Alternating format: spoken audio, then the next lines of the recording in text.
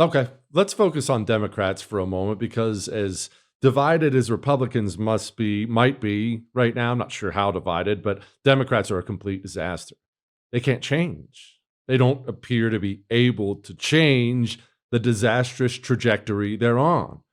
Joe Biden decided to go attempt to give a speech on Juneteenth. And just keep in mind as you watch this, Democrats have to win back middle America. That's what they have to focus on. You can't win the presidency with California. You need Pennsylvania. You need Michigan. You need Wisconsin. Anyway, here are their efforts right now. Well, I'll tell you what, it's not that hard to get away at once. Just give everybody back. It's a big deal. I often say, imagine what would have happened to the African American community without the black church. I know how I'm serious. Just imagine what would happen. I used to chair the African Affairs Subcommittee. I've been through all of Africa. I used to be there for a long, long time.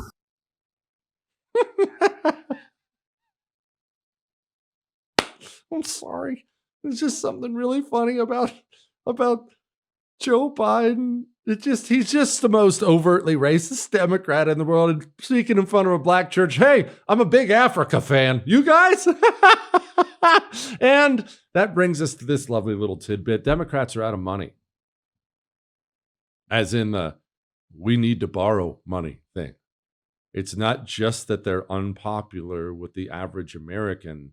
Large Democrat financiers are not writing large checks anymore. I don't know what the future holds for the Republican Party, where it's going to go. I don't know. But I know right now the future could not possibly look more bleak for Democrats. We are in such a wild, interesting time as a country. I am enjoying it immensely. And take a moment to enjoy Democrat suffering, because remember what they did to this country for 4 years on purpose. On purpose. For 4 years, they tried to put this country to the torch, and they wounded us so badly with their insane, disgusting communism that they are now flailing and lost is music to my ears. All right? Light years ahead of Donald Trump as it relates to qualifications, as it relates to her overall resume, and as it relates to the fact that she was a lot younger. Everybody said that they wanted to get rid of Joe Biden because he was too old. Then you had a younger, qualified, non-felon candidate, and somehow the people still chose the old white man. Yeah, I can't imagine why these people are broke. Joining me now, the host of the wonderful John Phillips show, my buddy John Phillips. Okay, John, Democrats, as weird and crazy as Republicans can be at times, Democrats appear to be completely lost, dead broke, and unbelievably unpopular. Why? They claim that we're the election deniers because Donald Trump talked about the irregularities in the 2020 election. But when you look at what they're doing and you're looking at what they're saying, they don't seem to realize they just lost the last election. They think they won, and they're acting like they won, and they're behaving like they won, and they can't understand why the rest of the world doesn't understand that they won. And they're just moving right along ahead with all these unpopular positions and unpopular candidates that they ran with in 2024 and lost with like nothing ever happened. You go back and you look at all these anti-Biden books that are out right now, or the books that are explaining about his senility and dementia and all of those things. And the conclusion that they come to as to why Kamala Harris lost the election is that she never had a reason for running. She was running because Joe needed someone to stand in for him. She was running because the Democrats didn't have time for an open primary. But she could never answer the question about the why. And you look at what they're doing right now, and they still don't have a why. They know they hate everything that Donald Trump does, but beyond that, they have nothing.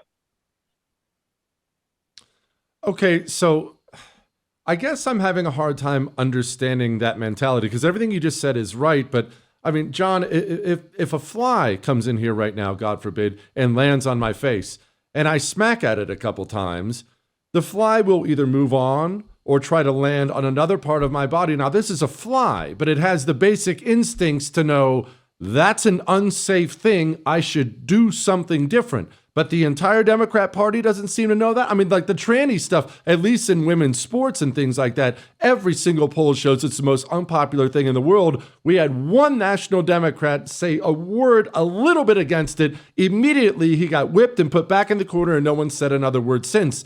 Are they so captured they can't change? They are. And it happens on issue after issue.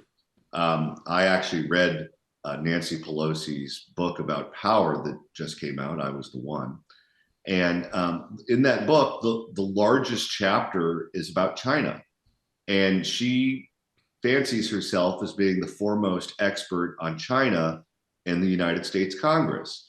And this has been an issue that she's been quite consistent on throughout her political career, where she's tough on the CCP. It's not only a national and international issue for her, but there's a large Chinese population in her district here in California. So it's something that she's paid attention to for a long time. And she wanted to make sure that China was kicked out of the World Trade Organization, and that we didn't give them most favored nation status. And let's use trade rules to go after them, to get them to stop their bad behavior domestically and manipulating currency internationally. And all of the beefs that Donald Trump has with China, basically Nancy Pelosi shares them and claims that it's her number one issue. Well, when Donald Trump gets in, he gives her everything that she's been asking for and more. And what does she do? She comes out against him and she trashes him all over social media because it's Donald Trump, and hatred of Donald Trump is due north for them. And as long as you're hating on Donald Trump, nothing else matters. Well, if that's what you believe in and that's your worldview, you believe in nothing. And if you believe in nothing, then why should anyone trust you with power? John, is it that Democrats have left behind middle America, normie American, or is it their base? Because you bring that up and you're 100% right, but every poll amongst Democrats, when Democrats are polled now, they all show that they want Democrats to fight Trump harder than they're currently fighting him. You need to fight Donald Trump even harder. So the people who keep Democrats in office are demanding opposition to Trump at all times, no matter what position he takes. If he believes in saving a sick puppy that's on the highway, Democrats feel they have to electorally come out and oppose him. So it's the insane Democrat base that's screwing the Democrat Party. Could I justify that? Well, political coalitions are always evolving. And basically, for a very long time, they relied on Franklin Roosevelt's New Deal coalition to get them through these national elections. And when Donald Trump came along, Donald Trump had appealed to blue-collar workers in ways that other Republicans, let's say Mitt Romney or John McCain or others, did not have. So he peeled off a portion of their coalition. We saw that happen in particular this last time with a lot of young men, particularly Asian men, Latino men, black men, certainly blue-collar whites already started moving to Trump's column long before. And the Democrats replaced them by getting the Lincoln Project types. They got a lot of these college-educated whites that used to vote Republican because I guess they felt they had to out of class or education or whatever, but who were fundamentally not down with the cause. And we did a swap. And that player to be named later that we had to give up for the blue-collar voters was the college-educated whites, the Lincoln Project guys. Well, those people give the worst advice on planet Earth. If those people tell you, to bet on the Lakers, you can rest assured that they're going to lose by double digits, and that's now part of their crowd. And these people are basically inoculated from a lot of their bad policies because they live behind fences. They have jobs that have not been downsized so far. Maybe with AI they will. But they have people that can put up with poor government because they have the money to find alternate means. And then they have the people at the very bottom who rely on the government and belong to these SEIU and all of these groups that are in bed with the Democrats, and they lost everyone else. Well, they have people who are very dogmatic in their belief systems, and the Lincoln Project people, they're not going to change because something's not working or something's unpopular. That's just not fundamentally who they are. And the people at the bottom of their coalition, well, they're just doing what the union bosses tell them to do. And that's just not enough for a majority. The reason that Donald Trump was able to win the election was he peeled off more from their side than they peeled off from our side. Well, okay, elections are a game of math. If you're going to get back into the majority, you need to find some other group to peel off. And they haven't done that. And based on what they're doing, they're not going to do that.